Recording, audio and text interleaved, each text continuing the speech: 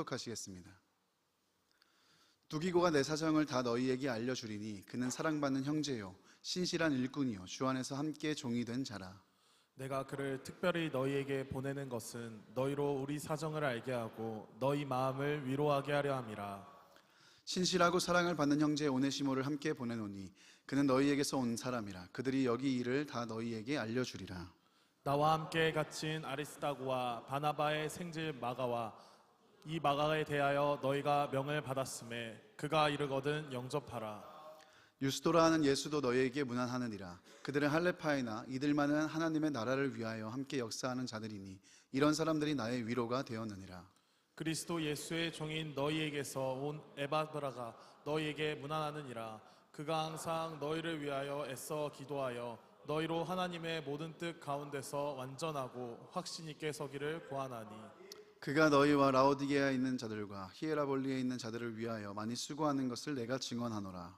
사랑을 받는 의사 누가와 또 데마가 너희에게 문안하느니라. 라오디게아에 있는 형제들과 눈바와 그 여자의 집에 있는 교회에 문안하고 이 편지를 너희에게 읽은 후에 라오디게아의 교회에게서도 읽게 하고 또 라오디게아로부터 오는 편지를 너희도 읽으라. 아키포에게 이르기를 주 안에서 받은 직분을 삼가 이루라고 하라. 나 바울은 친필로 문안하노니 내가 매인 것을 생각하라. 은혜가 너희에게 있을지어다. 아멘. 그리스도 예수 안에서 너희에게 주신 하나님의 은혜로 말미암아 내가 너희를 위하여 항상 하나님께 감사하노니. 아멘. 우리가 고백한 것처럼 하나님께서 우리에게 주신 은혜를 생각할 때 우리는 감사하지 않을 수 없습니다. 여러분, 벌써 12월입니다. 우리가 한 해가 이렇게 저물어 가고 있는데 어느덧 송구영신을 드린 게 엊그제 같은데 벌써 한 해가 이렇게 끝나가고 있습니다. 학교는 뭐 학교대로 또 직장은 직장대로 바쁜 연말을 맞이하고 있을 줄로 압니다. 여러분 개인의 삶에도 여러 가지 일들로 분주하실 줄로도 압니다. 그러나 우리가 이 시기에, 바쁜 이 시기에 꼭 놓치지 말아야 하는 일이 있다고 한다면 그것은 바로 한 해에 우리에게 주신 하나님의 은혜에 감사하는 일입니다. 감사로 한 해를 매듭 짓는 일입니다. 여러분, 지금 내가 감사하지 못하는 형편에 계신 분, 또 내가 한 해를 돌아봤을 때 특별히 내가 감사거리를 찾지 못하겠다 하시는 분들이 계실지도 모르겠지만 여러분 정직하게 하나님 앞에 기도하며 질문해 보시기 바랍니다. 정말 우리에게 감사할 것이 없는가? 하나님이 우리에게 주신 은혜가 없는가? 여러분 돌아보고 생각해 보면 모든 게 다 은혜요, 우리의 걸음걸음마다 주신 하나님의 은혜가 너무나도 놀랍다는 것을 우리는 알게 됩니다. 무엇보다 우리가 12월 대강절을 보내고 있습니다. 우리를 위해 이 땅에 오신 예수 그리스도, 그리고 다시 오실 예수 그리스도를 기다리고 기념하는 이 대강절 기간 동안 우리를 위해 예수 그리스도를 보내주신 이 은혜만 해도 완전한 은혜인 줄 믿습니다. 이 은혜만 해도 우리가 감사할 이유가 충분한 줄 믿습니다. 더 이상 하나님 우리에게 은혜 주시지 않고 더 이상 응답 주시지 않아도 이미 우리에게 이루어 주신 일로 말미암아 완전한 그 은혜로 말미암아 우리는 감사할 수 있는 줄로 믿습니다. 여러분 한 해 하나님이 여러분 가운데 주신 은혜에 감사하는 마음을 가지시고 또 그렇게 감사로 한 해를 마무리할 수 있는 저와 여러분이 되었으면 좋겠습니다. 앞서 보신 것처럼 총회 보고를 여러분 받으셨는데 여러분 우리 개인에게도 하나님이 행하신 일들이 참 감사하지만 이렇게 공동체에 부어주신 은혜도 넘쳐난다는 것을 우리는 알 수 있습니다. 올해는 정말 씨를 뿌리는 마음으로 8개의 기관을 설립하고 세계 목양팀을 탄탄하게 만드는 그런 일들을 기도하면서 운영위원들과 함께 했는데 하나님께서는 우리의 생각보다 크시고 높으시고 또 우리가 생각하는 길보다 높은 뜻을 이루사 우리에게 이렇게 차고 넘치는 은혜를 부어주셨습니다. 한 해를 돌아보며 이 12월 감사로 매듭짓는 달이 되시기를 예수님의 이름으로 축복합니다. 그 중에서도 우리가 특별히 감사를 놓치지 않아야 하는 부분이 있다고 한다면 올 한 해를 함께했던 이들에 대한 감사일 것입니다. 늘 하나님 앞에 저는 감사한 것이 있다고 한다면 우리가 좁은 문으로 들어가 좁은 길을, 어려운 길, 힘겨운 길, 십자가의 길을, 사명의 길을 가지만 우리 홀로 가는 것이 아니라 너 혼자 가라, 너 혼자 그렇게 외롭게 쓸쓸하게 가라가 아니라 소수라도 우리와 함께 갈 수 있는 동역자들이 있다는 것이 저는 정말 감사한 일이라고 생각합니다. 여러분 한번 생각해 보시겠습니까? 가뜩이나 어려운 길을 가는데 나 혼자 가야 되는 길이에요. 가뜩이나 괴로운 길을 가는데 나 홀로 걸어야 하는 길이에요. 여러분 그것만큼 비참하고 참담하고 우울한 일은 없을 것입니다. 여러분 그래서 저는 지금 우리 곁에 있는 동역자들이 너무 감사한 거죠. 지금 우리 같이 있는 사람들이 너무 감사한 거예요. 그 사람들에 대한 감사를 여러분 놓치지 않으셔야 됩니다. 올 한 해 우리가 함께 신앙생활하고 또 함께 교제하고 함께 만났던 모든 사람에 대한 감사를 놓치지 않는 한 해가 되시기를 바랍니다. 엘리야도, 우리가 잘 아는 엘리야도 이런 외로움에 허덕인 인물이었습니다. 열왕기상 19장에 보면 우리가 잘 아는 그 위대한 선지자 엘리야가 조금은 다른 모습을 보이곤 합니다. 바로 직전에 갈멜산에서 850대 1의 그 어마어마한 전투 속에서 승리를 거두었고, 또 엘리야가 무릎 꿇고 기도했을 때 기근이 덮은 땅에 비가 내리는 놀라운 이적도 행했습니다. 그리고 비가 내리자 이 마차가 빠질까 봐 궁으로 달려가는 가운데 이 마차 앞을 달려갔던 그 대단한 능력과 대단한 역사와 은혜를 경험했던 엘리야 아닙니까? 근데 19장에 보면 엘리야가 돌연 도망갑니다. 갑자기 사명을 저버리고 도망해버려요. 왜 그럴까요? 엘리야가 그런 어마어마한 영적인 전투와 능력과 권능을 경험하고 돌아왔는데 이 변하지 않는 상황, 그리고 오히려 악화된 현실을 보면서 엘리야가 마음에 낙심을 하고 그리고 도망을 선택하는데, 엘리야가 성경 말씀에 보면 브엘세바까지 내려갔다 이렇게 얘기하거든요. 근데 엘리야는 여러분 아시는 것처럼 북이스라엘의 선지자입니다. 그러니까 북쪽 끝에서 남쪽 거의 끝자락에 있는 브엘세바까지 내려갔어요. 근데 브엘세바에서 머문 게 아니라 거기서 더 광야로 들어갔더라 성경은 이렇게 기록합니다. 이건 뭘 말해주냐면 다시는 돌아오지 않을 생각으로 엘리야가 간 거예요. 내가 다시는 이 사명을 감당하지 않으리라, 다시는 내가 선지자 역할을 하지 않으리라, 이런 마음을 가지고 다 버려두고 다 포기하고 엘리야가 내려갑니다. 왜 그랬을까요? 단순히 엘리야를 대적하는 이세벨이라는 이 왕비가 내가 널 죽일 거야, 엘리야가 이 죽일 거라는 말에 겁이 나서 두려워서 목숨을 부지하려고 이렇게 도망했을까요? 그렇지 않다라는 거예요. 엘리야는 사실 삐진 거예요. 하나님한테 마음이 삐진 거예요. 왜냐하면 엘리야가 이런 말을 하거든요. 열왕기상 19장 14절에 보면 그가 대답하되 내가 만군의 하나님 여호와께 열심히 유별하노니 이는 이스라엘 자손이 주의 언약을 버리고 주의 제단을 헐며 칼로 주의 선지자들을 죽였음이오며 오직 나만 남았거늘 그들이 내 생명을 찾아 빼앗으려 하나이다. 하나님, 너무 힘들어요. 너무 힘든 것도 힘든데 또 너무 외로워요. 하나님, 제가 하나님께 대한 열심히 유별해서 하나님이 맡겨주신 이 사명을 감당하고 이렇게 놀라운 은혜 역사들을 일으키고, 정말 하나님, 사람이 일으킬 수 없는 놀라운, 하나님께서 일으켜주신 놀라운 역사들을 경험하는데 그럼 뭐합니까? 하나님, 상황은 변하지 않죠. 이세벨은 아직도 저렇게 나를 위협하고 있죠. 하나님, 이 영적 전투를 싸워가는데 함께 싸울 동역자는 없죠. 나만 남았잖아요. 하나님, 나만 이렇게 고생해서 무엇합니까? 그렇게 엘리야가 2번이나 하나님한테 이렇게 따집니다. 도저히 이제 못하겠습니다.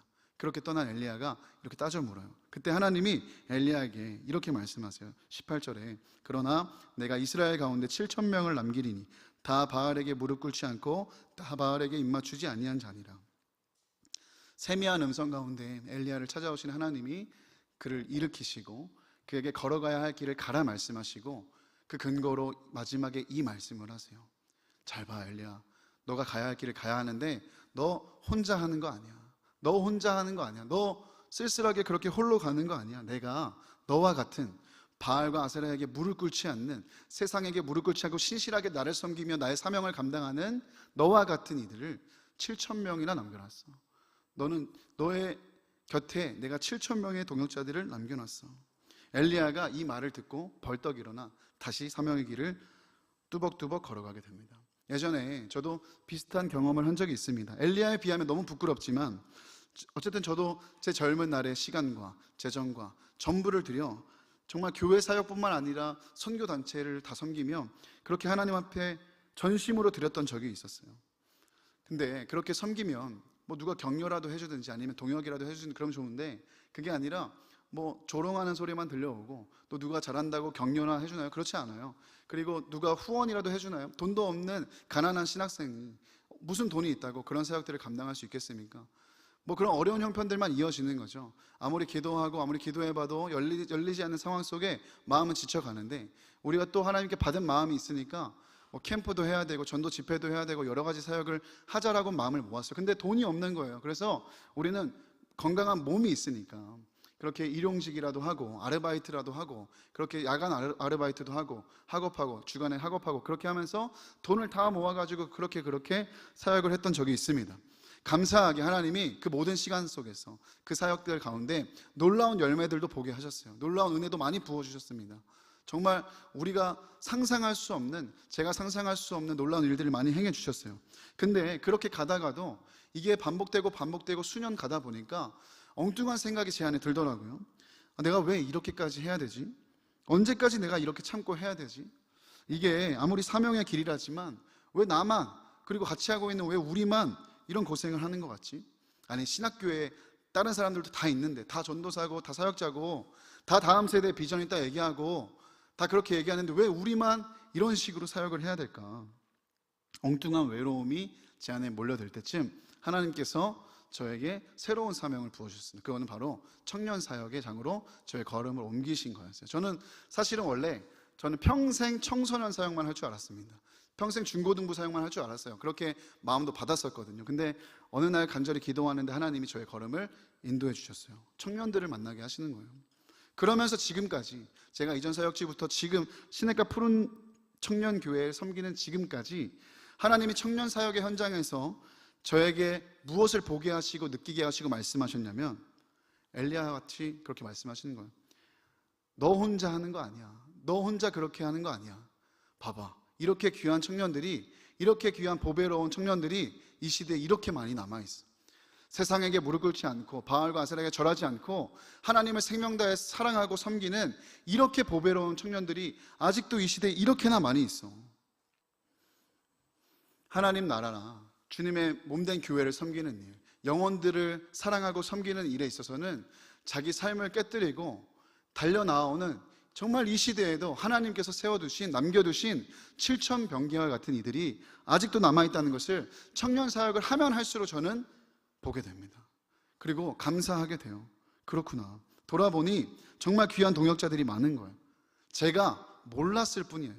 제가 몰랐던 거예요. 그냥 없었던 게 아니라 제가 못 보고 있었던 거예요. 그렇게 저의 걸음들을 돌아보니 진짜 많은 사람들이 있더라고요. 보이는 곳에서 보이지 않는 곳에서 자기에게 주신 사명 받아 생명 다해 그저 하나님을 위해 정진하는, 너무나도 이 시대에도 귀한 7,000명들이, 바알에게 무릎 꿇지 않은 그 하나님 남겨두신 7,000병기들이 많이 있다는 것을 발견하게 됩니다. 제가 여러분과 함께하는 시간 동안에도 이것들을 하나님이 많이 보게 하세요. 여러분을 인하여서 감사할 수밖에 없어요. 아까 여러분을 축복한 고린도전서 1장 4절의 말씀처럼 하나님이 여러분을 통해 이루시는 그 은혜의 역사들을 보며 감사할 수밖에 없는 거예요. 지금도 보이는 곳에서, 보이지 않는 곳에서 신실하게 하나님 주신 사명을 붙잡고 자신의 생명을 걸고 감당하는 보배로운 성도들이 많다는 것. 주중에도 제가 믿음마을 지체 한 명이랑 신방을 하는데 참 감동을 받았습니다. 제가 배웠습니다. 지난주에 이제 사역 박람회를 저희가 했잖아요. 근데 이 지체가 벌써부터 올해 이제 들어오면서부터 내년 청년 사역을 무엇을 섬길까를 놓고 기도하고 있었던 거예요. 근데 여러분 아시는 대로 청년 사역은 이제 청년 한 명이 이 사역까지만 감당할 수 있습니다. 이것을 이제 여러분들 보호하는 차원도 있고 또 교회 사역들이 좀 원활하게 잘 진행될 수 있도록 하기 위한 하나의 장치를 만들었습니다. 올해부터. 근데 이 청년이 신방을 신청해서 왜 그런가 하고 만나봤더니 저는 다른 이야기 할 줄 알았어요. 근데 저에게 찾아와서 하는 얘기가 뭐냐면, 목사님 1인 이 사역을 제안하신 거, 이 장치를 두신 거 너무 좋다는 거예요. 자기도 너무 알겠는데 자기는 괜찮다는 거예요. 자기는 괜찮으니까 그 제한을 해제해 주시면, 자기에게만 해제해 주시면 자기는 한 3개까지만 섬겨보겠다는 거예요. 근데 여러분, 많은 것들을 다 하고 싶다는 거예요.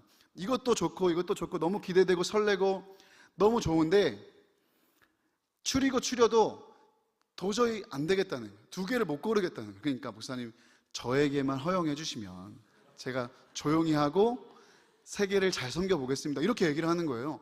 저는 깜짝 놀랐어요. 저는 이런 고백을 듣게 될 줄 몰랐어요. 물론 그렇지 않은 분들이 계실 줄로 알고 네가 한번 해봐라 이런 지금 표정으로 지금 또 계신 분도 계신 것 같은데, 근데 이런 고백 자체가 귀한 거예요. 여러분 그렇지 않습니까? 이 시대에 다 자기의 삶을 살기 바쁘고 여가 시간이 생기면 자기의 것을 누리기 바쁜 이 시대 속에서 그냥 무엇이든지 자기의 삶을 다 들여 청년들과 교회와 하나님 나라 위에 살겠다는 청년이 있다는 게, 우리 공동체에 그런 청년이 있다는 게 여러분 정말 감사한 일입니다. 다 각자의 사정이 있어서 올해 이제 사역을 정리하시고 또 내려놓으시고 또 고사하신 분들도 계실 줄로 압니다. 괜찮습니다. 근데 제가 이렇게 최근에 한 2, 3주 사이에 만나는 지체들마다 내년 사역을 진지하게 고민하면서 그런 고백들을 얘기해 주는 게 얼마나 감사한지요. 그냥 힘들고 어렵고 지치고 못하겠어요 라는 얘기보다 내가 무엇을 더 집중해야 될까요? 어떻게 하면 더 잘 섬길 수 있을까요? 어떻게 하면 더 교회를 세울 수 있을까? 이런 고민을 나눠주는 것 자체가 저에게 너무나도 큰 위로와 힘이 되는 거예요. 그러면서 아까 그 말씀도 또 생각이 나는 거예요. 이 시대에 이렇게 귀한 청년들이 많이 남아있다. 아직도 하나님이 남겨두신 7천 병기들이 있다. 여러분 어떻습니까? 신앙생활을 하면서 때때로 엘리야처럼 이런 엉뚱한 외로움이 찾아올 때가 있지 않습니까? 근데 여러분 한번 질문해 보십시오. 정말 그렇습니까? 잘 생각해 보면, 주변을 돌아보면 언제나 나를 위해, 공동체를 위해 눈물로 또 땀 흘리며 수고하며 사랑으로 섬기는 분들이 있다는 것을 우리는 기억해야 됩니다. 여러분, 공동체는 그냥 세워지지 않습니다. 여러분 방금 보셨던 수많은 사역들 그냥 이루어진 게 아니라, 물론 하나님이 하셨지만 하나님의 방법과 통로된 사람들로 인하여서 가능한 일이었습니다. 정말 감사한 일이죠. 오늘 말씀 속에 바울도 자신의 여정 속에 힘과 위로가 되었던 동역들의 이름을 불러옵니다.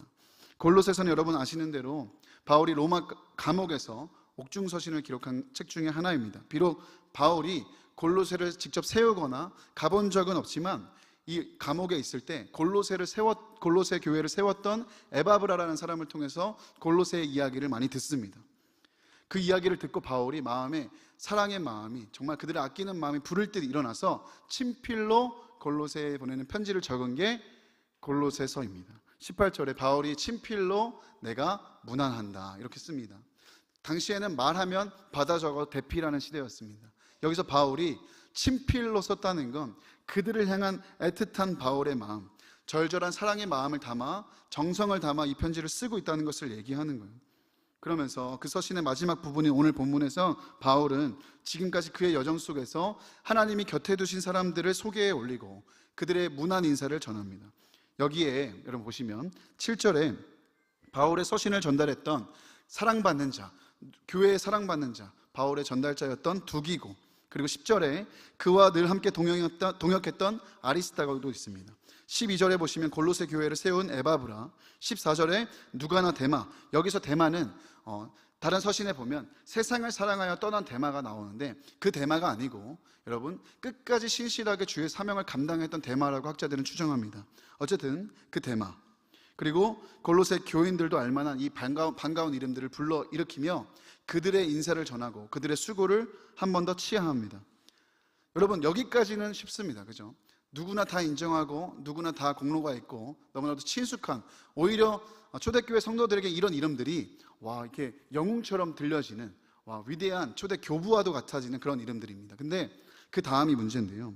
자, 이 서신에서는 조금은 불편한 관계의 사람들도 등장해요. 대표적으로 11절에 보면 유스도라 하는 예수가 나옵니다. 이 사람은 누구냐면 전통 유대교 출신이고 심지어 할레파라 그래요. 이건 뭐냐면 아주 빠삭한 율법주의자 출신이라는 거예요. 그러면 여러분 아시겠지만 율법주의자 유대인들은 이방인 출신의 그리스도인들을 배척합니다. 섞이지 않으려고 하고 자신들의 기준과 판단을 가지고 자꾸 다투고 갈등합니다. 그러니까 조금은 뭔가 불편한 관계죠. 근데 그 정도로 끝나는 게 아니라 9절에 보시면 오네시모라는 사람이 등장해요. 이 사람은 골로새 교인 중에 한 명인 이 빌레몬이라는 사람이 있습니다. 이 빌레몬의 종이었어요. 그러니까 오네시모가 빌레몬의 종이었는데 어느 날 어떤 이유에서든지 빌레몬으로부터 도망합니다. 그러니까 도망가요. 그리고 나서 도망간 오네시모가 바울을 만나서 복음을 듣고 회심하게 됩니다. 그 오네시모를 감추고 바울은 속 감추고 여기 없다 이렇게 얘기하는 게 아니라 여기 있는 오네시모라고 얘기하면서 오네시모를 다시 빌레몬에게 골로새 교회에 돌려보내요. 여러분 한번 생각해 보시겠습니까? 내 종이 어느 날 갑자기 얘기도 안 하고 도망갔어요. 그런데 이 종을 잡으면 추노해가지고 잡으면 매를 때릴 수 있고 혹은 이렇게 엄벌에 처할 수 있는 일이죠. 그러니까 불편한 관계죠. 근데 이 오네시모를 바울이 다시 골로새에 보내는 상황이에요. 빌레몬이라는 이 크리스천에게 보내는 상황이에요. 여러분 이거는 상당히 난감한 상황인 것입니다. 그러니까 여기에 열거된 이름들을 한마디로 얘기하면 여기에 열거된 이름들 중에는 골로새 교인들이 받아들이기 친숙하고 또는 받아들이기 편한 이름들도 있고 그렇지 않은 이름들도 있다는 거예요. 불편하고 때로는 용서해야 되는 관계의 이름들도 있다는 거예요. 그럼에도 바울은 이들을 감추지 않고 이들을 소개하며 성도들에게 동일한 문안을 전합니다. 이들을 받아주고 사랑으로 섬길 것을 권면합니다. 왜 그럴까요? 하나님이 모두가 다 하나님이 부르시고 우리 곁에 두신 사람들이니까요. 여러분, 우리가 좋은 관계, 우리가 원하는 관계뿐만 아니라 우리가 믿음으로 삶을 해석하고 살아간다고 한다면 때로는 우리가 불편하고 우리와 맞지 않는 사람들까지도 하나님이 우리 곁에 두신 사람들이라는 것을 기억해야 됩니다. 여러분, 요즘 참 신기하게 생각되는 게 있어요. 이 광활한 우주를 한번 생각해 보십시오. 이 광활한 우주 속에서 우리가 만날 확률이 얼마나 될까요? 아니, 우주는 너무 넓죠? 지구만 생각해 봅시다. 이 지구라는 이 땅덩어리에서 우리가 만날 확률이 얼마나 될까요? 80억 분의 1, 뭐 이 정도 되겠죠. 아니, 근데 더 어떤 상황이나 사건을, 시대를 계산하면 이건 측정이 불가합니다. 제가 너무 궁금해서 어젯밤에 챗 GPT한테 물어봤습니다. 근데 챗 GPT가 화를 내는 게 느껴졌어요. 이런 거 나한테 물어보지 말라고. 그러면서 챗 GPT가 계산 불가합니다 이렇게 얘기하더라고요. 그 슈퍼컴퓨터도 AI도 계산이 불가해요. 내가 옆에 있는 사람을 만나고 내가 옆에 있는 사람과 교제하고 내가 옆에 있는 사람이랑 신앙생활을 하는 확률이 내가 얼마나 될까 이렇게 물어봤더니 그런 거 물어보지 말래요. 그러면서 챗 GPT가 이런 결론을 내려요. 옆에 있는 사람은 스쳐 지나가는 우연 같은 존재가 아니라 필연이라는 거예요. 그 필연도 필연이 겹쳐서 만난 존재예요. 옆에 있는 우리가요. 가족, 친구, 직장 동료, 교회 지체 모두가 필연이 겹쳐져서 만난 존재다. 우리는 챗 GPT가 표현 못한 단어를 우리는 알고 있습니다. 그것이 무엇입니까? 하나님의 섭리라는 거예요. 하나님의 섭리라는 거예요. 그러니까 여기 계신 모든 분들은 단 한 분도 중요하지 않은 분이 없고 우리에게 소중하지 않은 분이 없다라는 것입니다. 그런데 어떻습니까? 지내다 보면 꼭 좋은 일만 있는 건 아니에요. 때로는 나와 맞지 않고 생각이 다르고 다투고 어려움을 겪을 수도 있습니다. 그러나 우리가 친밀하게 느끼지 못하는 사람, 나와 맞지 않다고 생각하는 사람도 내게 보내주신 하나님의 사람이라는 사실을 기억해야 됩니다. 그리스도 예수 안에서 용납해야 됩니다.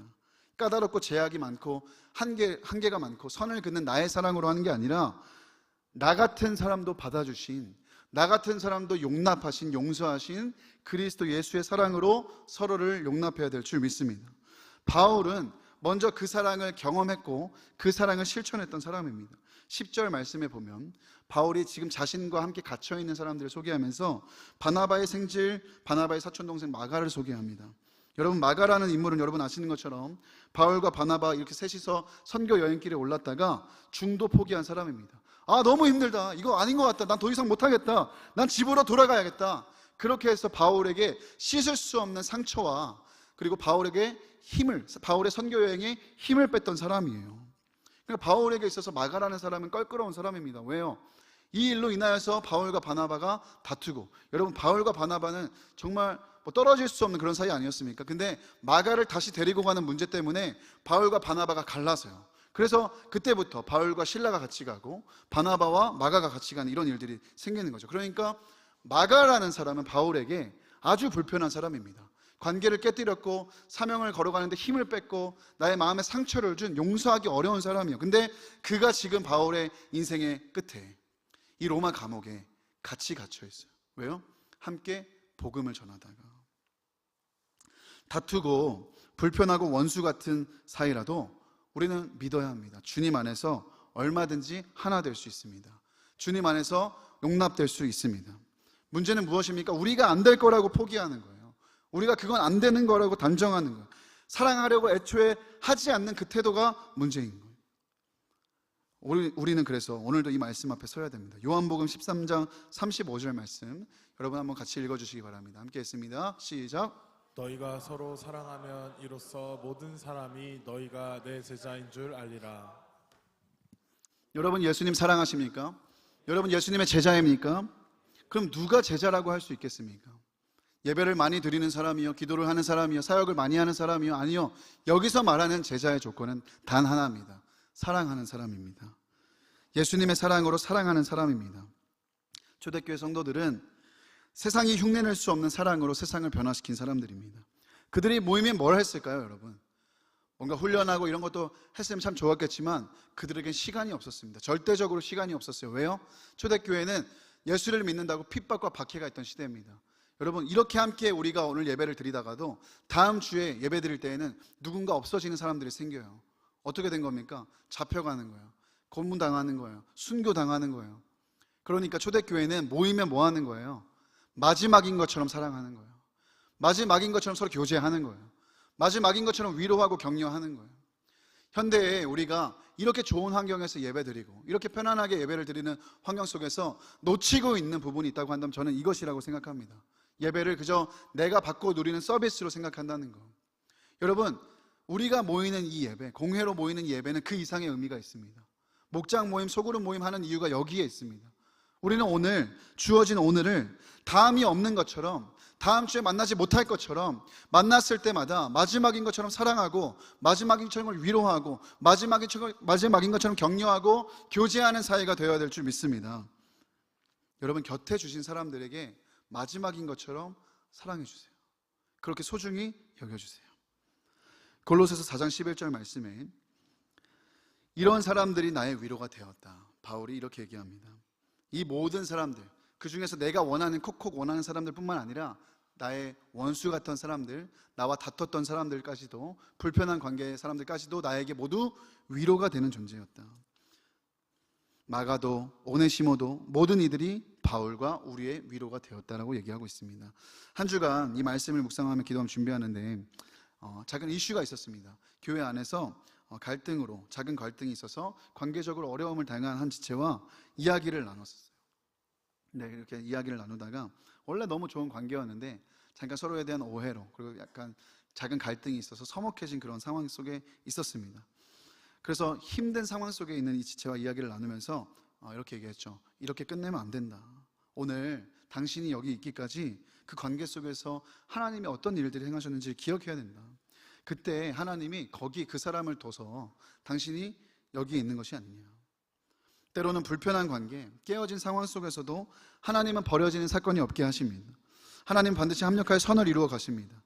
이것은 우리에게 좋은 관계뿐만이 아니라 때로는 힘들고 괴롭고 어려운 관계도 마찬가지예요. 하나님은 버려지는 관계가 없게 하시고, 하나님은 버려지는 사건이 없게 하시고, 하나님은 버려지는 시간이 없이 모든 것을 합력하여 선을 이루어 가게 하시는 줄로 믿습니다.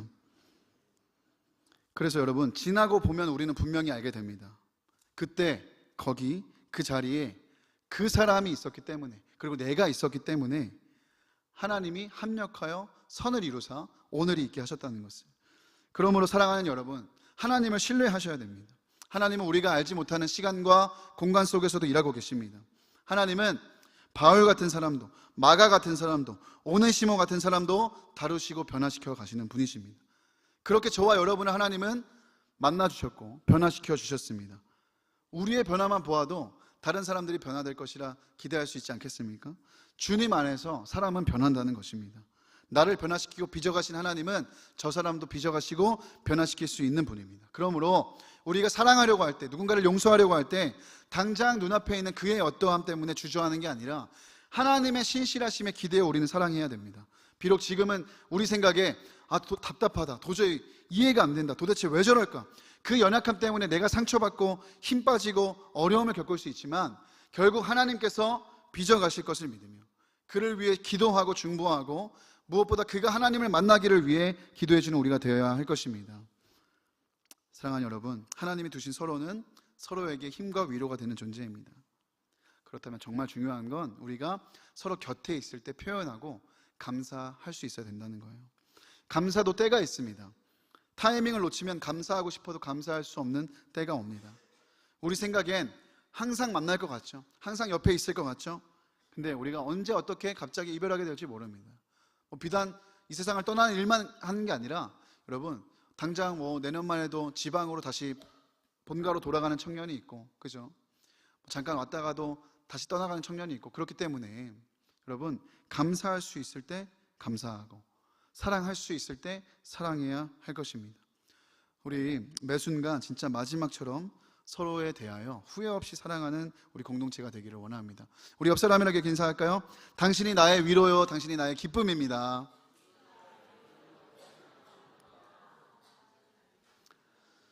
네, 끝으로 17절입니다. 17절에 보시면 아키뽀에게 이르기를 주 안에서 받은 직분을 삼가 이루라고 하라. 바울은 이 골로새의 교회를 섬기는 아키뽀라는 직분을 가진 자에게 사명을 완수하라 이렇게 얘기합니다. 그러면서 이 사명과 직분이 어디로부터 오는지에 대해서 얘기합니다. 여러분, 단순히 목회자, 사역자만 사명 갖고 사는 사람 아닙니다. 사역자만 직분 있는 사람이 아닙니다. 여러분 모두는 성도라는 가장 귀한 직분을 받았고, 여러분 한 사람도 예외 없이 하나님이 여러분을 지금 이 땅에 남겨두셨다면 여러분 모두에게는 사명이 있습니다. 하나님의 일을 감당해야 할 일이 있습니다. 이 말은 하나님께서 우리를 부르셔서 지금 그 자리에 두신 이유가 있다는 거예요. 우리는 때때로 착각합니다. 내 인생 내가 결정하고 선택하고 계획해서 간다고 생각하겠지만 완전한 착각입니다. 사람이 그렇게 계획해서 마음으로 길을 계획할지라도 그 걸음을 인도하시는 분 하나님이시고, 하나님이 허락하지 않으시면 여러분 새 한 마리 땅에 떨어질 수가 없습니다. 여러분이 그 자리에 가기까지 하나님의 결정이 있었고 하나님의 이끄심이 있었다는 것을 반드시 기억해야 돼요. 그러니까 우리의 부르심은 다른 사람이 나를 불러서 가는 게 아니라, 리더가 나를 콜링해서 가는 게 아니라 우리의 부르심은 하늘에 있는 것입니다. 그렇다고 한다면 저는 믿습니다. 로마서 11장 29절에 하나님의 은사와 부르심에는 후회하심이 없다. 하나님이 저와 여러분을 부르셨다면 거기엔 후회가 없다는 거예요. 제가 올해 리더십들에게 만나는 이들에게 참 많이 말했는데, 하나님은 어떤 분이십니까? 정확한 감독이십니다. 선수 기용에 탁월하신 분이에요. 그때마다 그 포지션에, 그 자리에 있어야 할 사람들을 정확하게 찝어내십니다. 그리고 세우세요. 여기에는 후회가 없고요, 실수가 없어요. 실패가 없습니다. 하나님은 정확한 감독이십니다.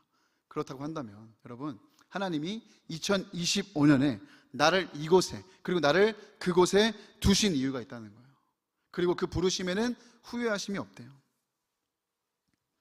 그러므로 여기서 중요한 건 우리가 스스로 좌절하거나 포기하지 말아야 된다는 거예요. 내가 잘못 섬긴 거 아닌가? 혹은 사역을 하면서도 내가 실패한 거 아닌가? 내가 완전히 다 망쳐버린 거 아닌가? 이런 엉뚱한 죄책감을 덜어내야 됩니다. 내던져야 됩니다. 또한 억지로 불평하면서 감당하지 말아야 됩니다. 왜요?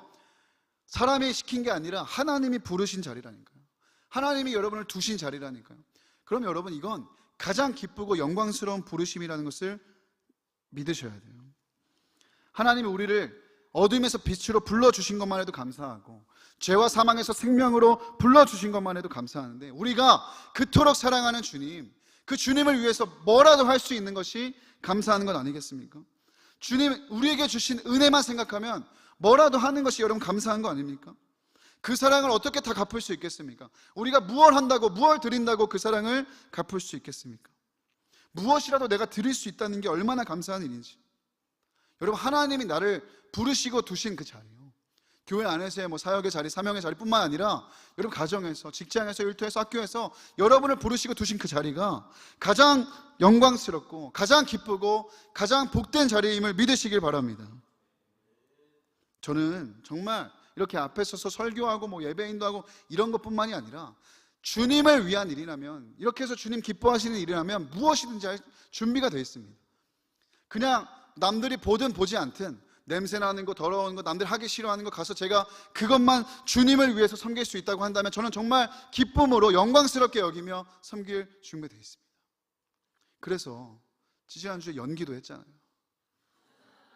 저는 그런 거 못하는 사람입니다. 너무 힘들어하는 사람이에요. 도망가는 사람이에요. 저는 무엇이든 할 준비가 되어 있어요. 그리고 가장 영광스럽게 받을 준비가 되어 있다는 거예요. 왜? 하나님만 존귀하게 된다면, 내가 그렇게 어려움을 겪더라도 하나님만 기쁘시게 된다면 그것이 은혜 받은 자로 사는 사람의 삶이 아닐까요?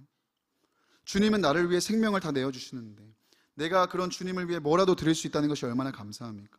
억지로 불평하고 원망하고 욕하고 인상 쓰면서 그렇게 할 일이 아니라는 거예요. 기뻐하고 영광스럽게 여기며 감당해야 된다는 거죠. 왜요? 그 자리는 은혜대로 부르신 자리니까. 디모데후서 1장 9절 말씀입니다. 우리 함께 읽겠습니다. 시작. 거룩하신 소명으로 부르심은 우리의 행위대로 하심이 아니요 오직 자기의 뜻과 영원 전부터 그리스도 예수 안에서 우리에게 주신 은혜대로 하심이라. 여러분, 하나님이 우리를 구원하신 부르심을 포함해서 우리를 사명의 자리로 부르심은 우리 행위대로 한 게 아니에요. 자격이 있어서 한 게 아니에요. 너 잘할 것 같으니까 맡긴 게 아니에요. 은혜대로 하신 거예요. 은혜대로. 자격 없는 자에게 그리스도 예수 안에 있는 은혜대로 부르신 거예요. 그러니까 우리를 두신 그 자리는 은혜로 부르신 자리라는 거예요. 여러분, 이 사실을 기억하면요, 내가 무언가를 잘해서 우쭐댈 필요도 없고 교만할 필요도 없습니다. 내 자격을 운운하며 내 부족함을 운운하며 고사할 이유도 없습니다. 왜? 어차피 안 되는 거 알거든요. 은혜대로 불렀다는 건 그런 말이죠. 그냥 하나님이 그 자리에 네가 있는 게 좋다, 그 자리에 네가 있었으면 좋겠다 해서 은혜로 부르신 자리니까요. 저는 단순히 교회 사역만 계속 얘기하고 있는 게 아닙니다. 여러분을 부르신 모든 자리가 그렇다는 거예요. 학업의 자리, 일터의 자리 다 그렇다는 거예요. 여러분, 종교개혁 그 당시에 여러분 직업에 대해서 종교개혁가들은 완전히 다른 차원으로 접근을 합니다. 당시까지만 해도 노동이라는 것은 그냥 잡이었어요. 그러니까 내가 벌어먹고 살기 위한, 생계를 위한 수단 정도밖에 안 됐어요. 이것을 성스럽게 여기거나 이러진 않았습니다. 오히려 성직이 따로 있었고 천한 일이 따로 있었어요. 직업에도 빈부격차가 있었다라는 거예요. 근데 루터나 칼빈이나 두 사람 다 모두가 다 그저 우리는 이 직장이라는 것, 일이라는 것을 잡으로만 여길 게 아니라 콜링으로 생각해야 된다. 그러니까 무슨 말이에요? 그냥 우리가 이것을 아무 생각 없이 그냥 돈을 벌기 위한 수단으로만 할 것이 아니라 이 자리에 나를 부르시고 보내시고 두신 분이 계시다는 것을 기억하면서 일해야 된다. 이게 바로 직업의 소명의식인 거죠. 여러분, 이런 소명의식을 갖고 일을 할 때 여러분, 거기서부터 하나님의 일은 이루어지기 시작하는 거예요. 내가 선택해서 내가 일하고 내가 찾아가는 그 길은 잡입니다. 그냥 내가 그 수단 삼는 건 잡이에요. 그러나 나를 하나님이 부르셨고 나를 그 가운데로 보내셨다. 그래서 나는 이곳 가운데서 하나님의 통로로 서기를 작정하는 사람은 콜링, 소명의식을 갖고 서는 사람이에요. 그 소명의식을 갖고 서는 사람은 하나님의 통로가 됩니다. 사랑하는 청년 여러분, 여러분을 부르신 모든 자리에서 2025년도 그랬고 2026년도 여러분을 하나님이 두신 모든 자리에서 하나님의 방법과 통로가 되시기를 예수님의 이름으로 축복합니다. 단순히 교회 사역만이 아니에요. 가정에서, 학업에서, 여러분 직장에서, 여러분 살아가는 모든 삶 속에서, 관계 속에서 여러분들이 하나님의 방법이요, 여러분들이 하나님의 통로가 되었음을 기억하시기를 바랍니다. 정말 축복합니다. 여러분, 은혜의 통로가 되십시오. 축복의 통로가 되십시오. 권능의 통로가 되십시오. 복음의 통로가 되십시오. 이 통로는 소명의식을 가진, 콜링을 받은 사람만이 할 수 있는 일입니다. 사랑하는 청년 여러분, 말씀을 마치겠습니다. 하나님이 그때 거기 그 자리에 그 사람을, 그리고 여러분과 저를 두신 이유가 있습니다. 바로 그때 거기 그 자리에 하나님께서 이루실 일에 대한 방법과 통로로 우리를 삼으셨기 때문입니다. 성경은 이처럼 그때 거기 그 자리에 하나님의 방법이 되고 하나님의 통로가 된 사람들의 이야기로 가득한 책이에요. 근데 이 이야기는 오늘 우리의 삶을 통해서도 써내려져 가고 있습니다. 한 해를 돌아보면 어떻습니까? 고통스럽고 힘든 순간들이 많이 있었고 지금도 그 어두운 터널을 지나는 분도 계실 것입니다. 그러나 여러분 기억하십시오. 여러분의 그 모든 순간들은 실패와 절망과 좌절로만 끝나지 않는다는 것을. 하나님은 모든 실패와 절망도 선으로 바꾸어 사용하시는 분이십니다. 버려지는 사건이 없게 하실 것이고 버려지는 시간 없게 하실 것입니다. 여러분이 주님을, 어려움 중에도 주님을 바라보고 서 있었던 모든 순간은 여러분, 하나님은 여러분을 통하여 하나님의 일을 이루셨다는 것을 믿음으로 받으시고 여러분 감사하시는 한 해를, 이 12월을 보내시기를 예수님의 이름으로 축복합니다. 엉뚱한 패배감을 지워버리십시오. 엉뚱한 절망감을 지워버리십시오. 괴로워하지 마시고 나를 부르신 하나님 그 은혜에 감사하며 주어진 오늘 내 곁에 두신 이들을 후회 없이 사랑하는 우리가 되었으면 좋겠습니다.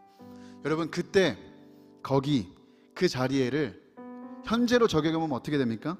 지금 여기 이 자리에가 됩니다. 저를 따라해 보시겠습니까? 지금 여기 이 자리를 살아가십시오. 지금 여기 이 자리를 살아가십시오. 옆에를 둘러볼까요? 옆에를 한번 쳐다보실까요? 지금 여기 이 자리에 주님이 두신 사람들입니다. 지금 여기 이 자리에 주님이 만나게 하신, 하나님의 섭리 가운데 동역하고 동행하게 하신 사람들입니다. 후회 없이 사랑하시고 섬기는 우리가 되었으면 좋겠습니다. 한 해 동행과 동역에 진심으로 감사드립니다. 여러분 정말 수고 많으셨습니다. 그때 거기 그 자리에 계셔 주셔서 감사합니다. 주 안에서 여러분을 정말 사랑하고 우리 주 예수 그리스도의 이름으로 여러분 모두를 축복합니다. 다 함께 자리에서 일어나서 우리 찬양하고 기도하고 나가겠습니다. 내가 가장 후회하지 않으니 예수를 따르느니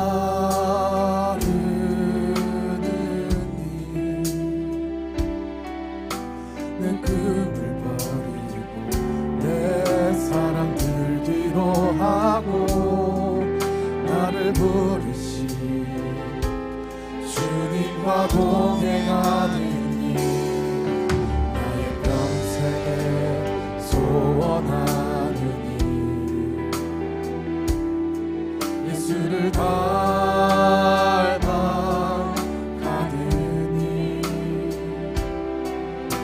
굳은 마음 제하시고 사랑을 가르치신 나의 예수님을 사랑하느니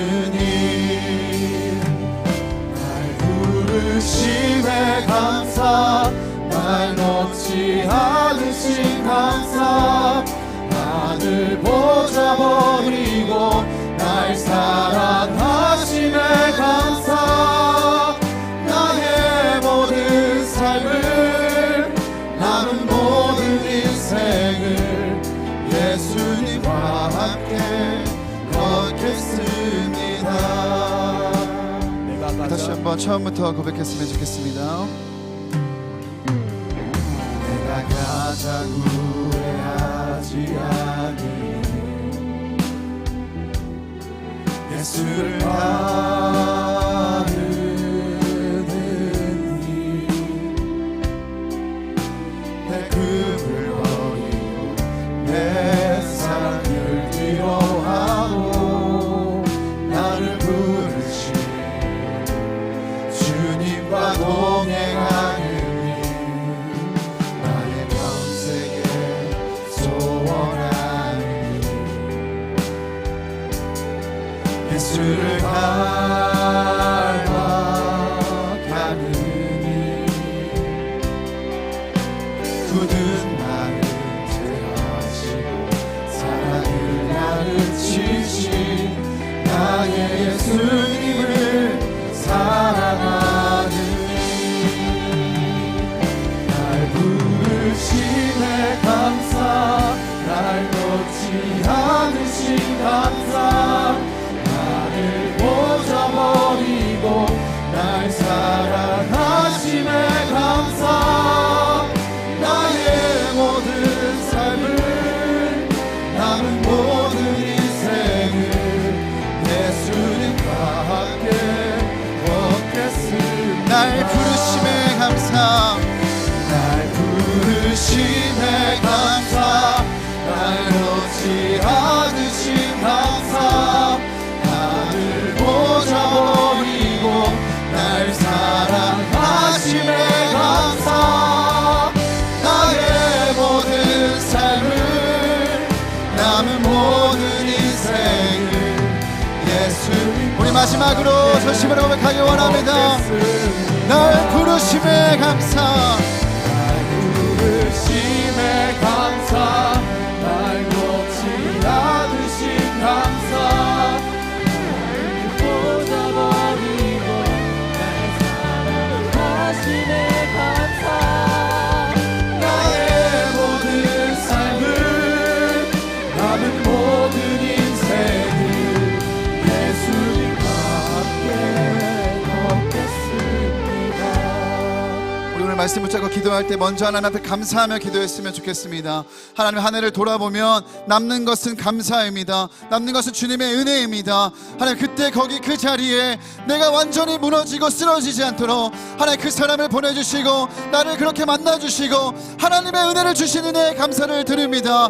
하나님 완전한 은혜로 우리와 늘 함께 하시며 지금 여기 이 자리에도 하나님 은혜를 부어주실 것을 믿음으로 우리 감사하며 주님의 은혜 감사하는 기도를 올려드리며 나아갑니다.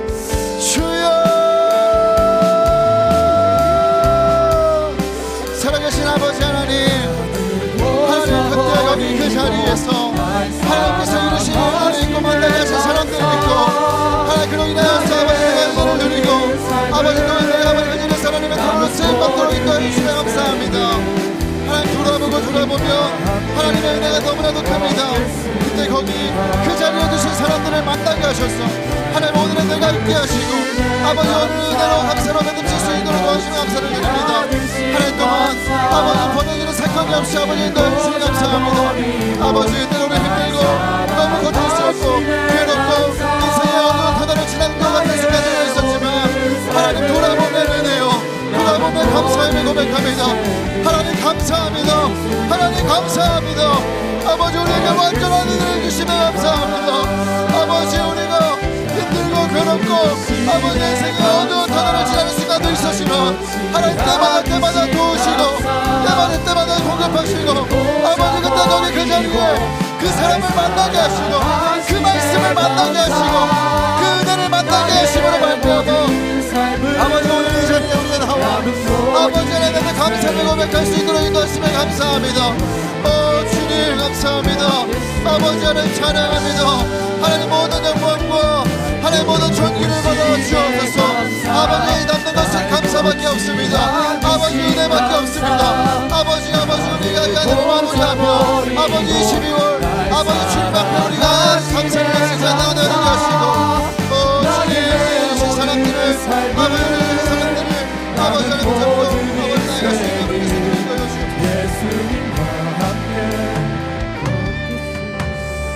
우리 다시 한번 기도할 때 하나님 내가 서 있는 지금 여기 이 자리가 하나님의 콜링이 있는 하나님의 섭리가 있는 하나님이 나를 세우신 자리임이 믿어지게 하여 주옵소서. 하나님 이 부르심과 이 소명은 하나님 나의 행위대로 한 것이 아니요 자격이 있어서 한 것이 아니요 은혜대로 부르신 줄로 믿습니다. 하나님 믿음으로 나를 두신 그 자리에서 하나님께 영광을 돌리는 내가 되게 하여 주옵소서. 아버지 가정에서 학교에서 직장에서 아버지 우리가 속한 모든 곳에서 하나님 아버지의 이름을 찬양하고 영광 돌리고 복음을 위해 살아가는 내가 되게 하여 주옵소서. 우리 주님의 이름 부르고 마지막으로 기도하며 나아갑니다. 주여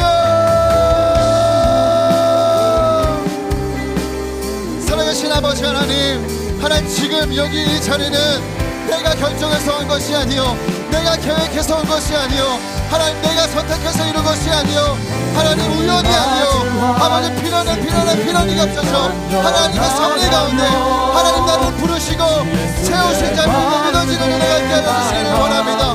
아버지 내 엉뚱한 저절감과 엉뚱한 절망감이 사라지게 하시고 아버지 자리 가운데 나를 부르신 아버지 나 부르신 합당한 자로 아버지 하나님의 영광을 드리고 그렇게 아버지 주신 사명과 삶을 감당하며 나아가는 우리 되기를 원합니다. 하나님 나를 불러주셔서 감사합니다. 하나님 나를 인도해주셔서 감사합니다. 하나님 나에게 아버지 거룩한 소명을 주시며 감사합니다. 아버지 무엇이라도 주를 위해 드릴 수 있게 하시며 감사합니다. 아버지 나에게 선교지를 주시며 감사합니다. 아버지 나에게 사명지를 주시며 감사합니다. 아버지 너를 주시는 자리에서 하나님의 빛을 원하다며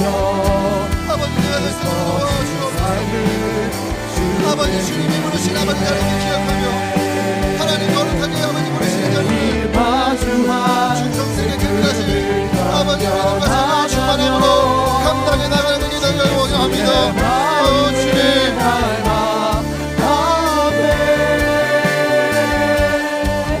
두려운 걸음마다 주가 동행하니 주를 지나며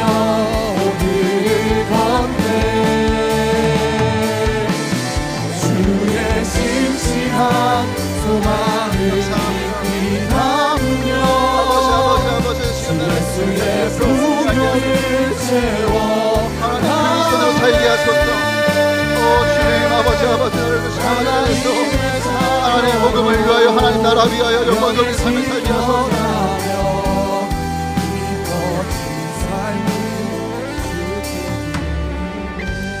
하나님 감사합니다. 돌아보면 남는 것은 은혜밖에 없습니다. 하나님께 드릴 우리의 유일한 고백은 감사입니다. 하나님 힘든 시간이 있었고 괴로운 시간이 있었고 인생의 어두운 터널을 지나는 시간들이 있었지만 하나님 그때 거기서 그 자리에서 그 사람을 만나게 하시고 하나님 그 말씀을 만나게 하시고 그 은혜를 경험하게 하셔서 오늘 우리가 이 자리에서 한 해를 감사로 올려드릴 수 있게 하신 하나님의 은혜에 감사드립니다. 하나님 언제나 우리를 떠나지 않으시고 늘 함께 하시며 그때 그 자리에 두신 사람들로 후회 없는 사랑을 할 수 있는 기회를 주셔서도 감사합니다. 하나님 자격 없고 한계 많은 우리의 사랑이 아니라 하나님 한이 없고 끝이 없는 다함 없는 예수의 사랑으로 서로를 용납하며 마지막인 것처럼 사랑하며 후회 없이 섬기는 서로가 되게 하여 주옵소서.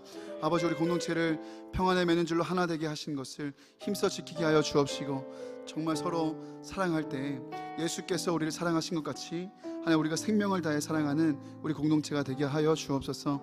하나님 지금 여기 이 자리에 하나님께서 나를 부르시고 세우신 줄로 믿습니다. 내가 결정해서 온 것 같고 내가 선택한 것 같고 내가 계획한 것 같아도 하나님 필연에 겹쳐서 하나님의 섭리가 아니고서는 우리가 이 자리에 있을 수가 없습니다.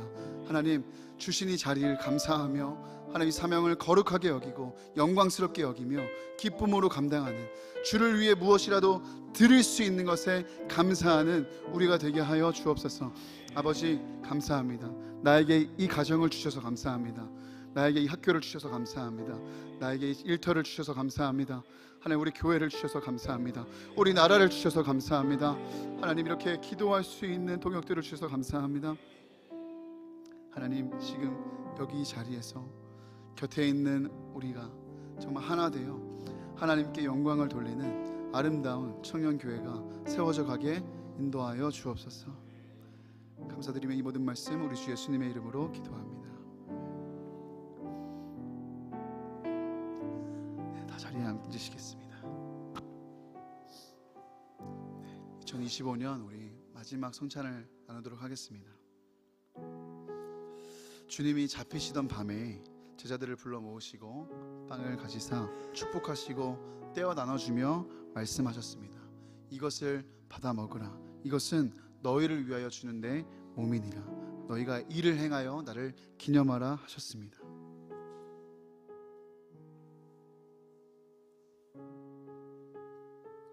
또 식후에 잔을 들어 감사 기도하시고 제자들에게 주시며 말씀하셨습니다. 너희가 다 이것을 받아 마시라. 이 잔은 내 피로 세우는 새 언약이니 너희를 위하여 흘리는 나의 피, 새 언약의 피라 말씀하셨습니다.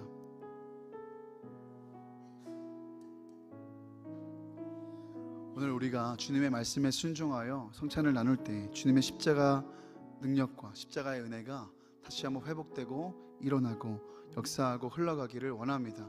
십자가의 보혈의 능력이 오늘 저와 여러분을 치유하고 자유케 하고 회복시키고 살리는 은혜가 있기를 원하고 또 우리가 예수 그리스도의 한 몸으로 지어졌음을 또 한 떡에 참여하여 하나가 되었음을 기억하며 우리가 성찬을 받도록 하겠습니다. 이제 빵과 잔을 나누겠습니다. 여러분 받으시면 바로 드시지 마시고 여러분 말씀을 묵상하며 또 잠잠히 기도하시며 하나님 앞에 감사하는 마음으로 이 성찬을 받으시길 바랍니다.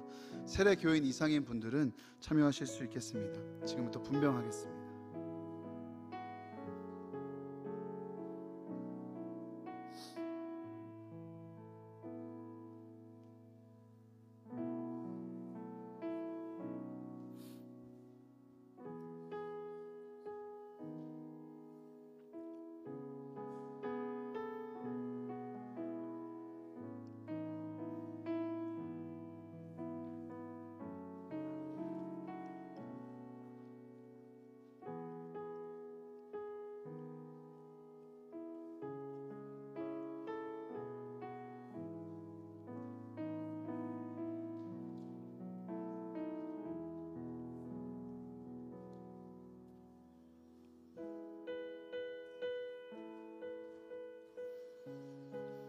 예수께서 이르시되 나는 생명의 떡이니 내게 오는 자는 결코 줄이지 아니할 터이요 나를 믿는 자는 영원히 목마르지 아니하리라.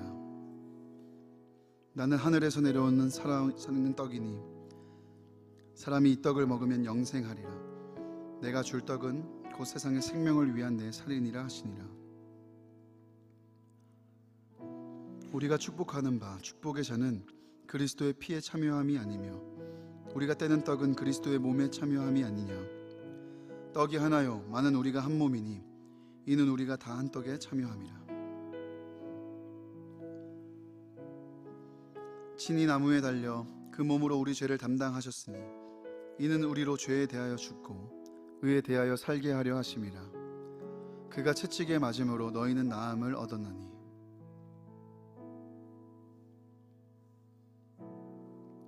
사랑하는 자들아, 우리가 서로 사랑하자. 사랑은 하나님께 속한 것이니 사랑하는 자마다 하나님으로부터 나서 하나님을 알고 사랑하지 아니하는 자는 하나님을 알지 못하나니 이는 하나님은 사랑이심이라.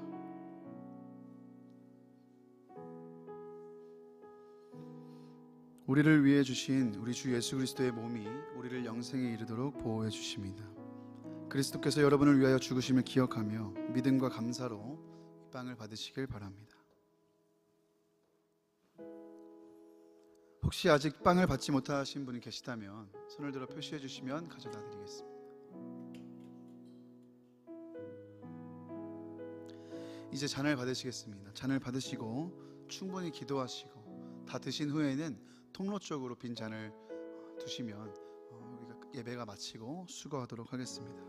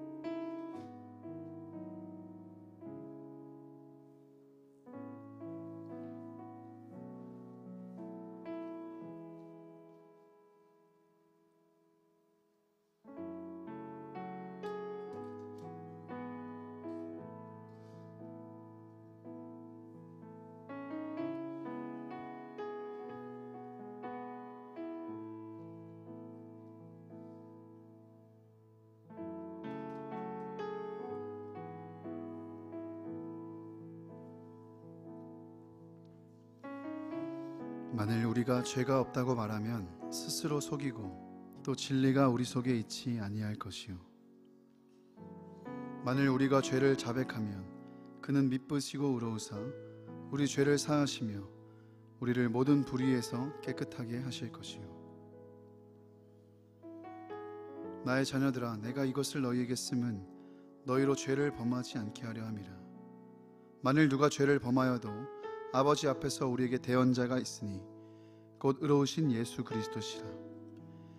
그는 우리 죄를 위한 화목 제물이니 우리만 위할 뿐 아니요 온 세상의 죄를 위하심이라. 미쁘다 모든 사람이 받을 만한 이 말이요 그리스도 예수께서 죄인을 구원하시려고 세상에 임하셨다 하였도다. 예수께서 이르시되 내가 진실로 진실로 너희에게 이르노니 인자의 살을 먹지 아니하고 인자의 피를 마시지 아니하면 너희 속에 생명이 없느니라. 내 살을 먹고 내 피를 마시는 자는 영생을 가졌고 마지막 날에 내가 그를 다시 살리리니 내 살은 참된 양식이요 내 피는 참된 음료로다.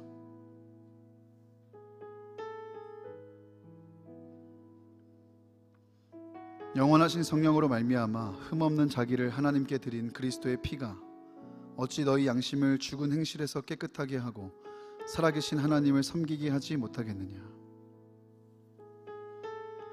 우리를 위해 흘리신 우리 주 예수 그리스도의 피가 우리를 영생에 이르도록 보호해 주십니다. 그리스도께서 여러분을 위해 흘리신 피를 기억하며 믿음과 감사로 이 잔을 받으시기 바랍니다. 혹시 아직 잔을 받지 못하신 분이 계시다면 손을 들어 표시해 주시면 가져다 드리겠습니다.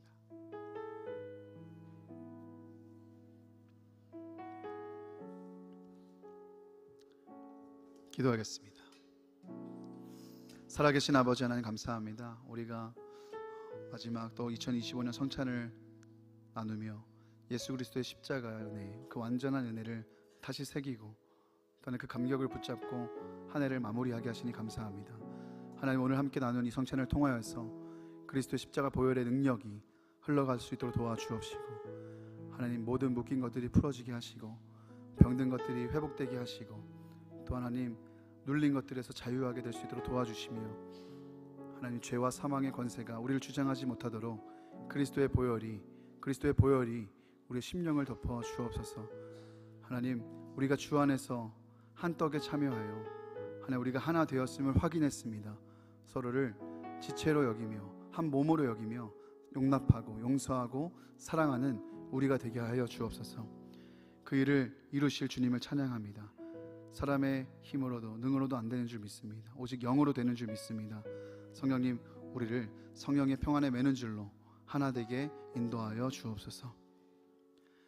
감사드리며 이 모든 말씀 우리 주 예수님의 이름으로 기도합니다. 여호와는 내게 복을 주시고 너를 지키시기를 원하며, 여호와는 그의 얼굴을 내게 비추사 은혜 베푸시기를 원하며, 여호와는 그 얼굴을 내게로 향하여 드사 평강 주시기를 원하노라.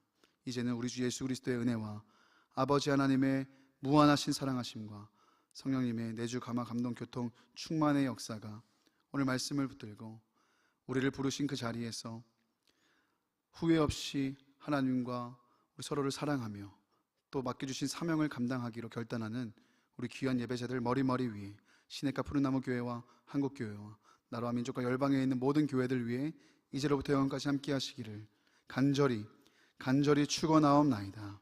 아멘.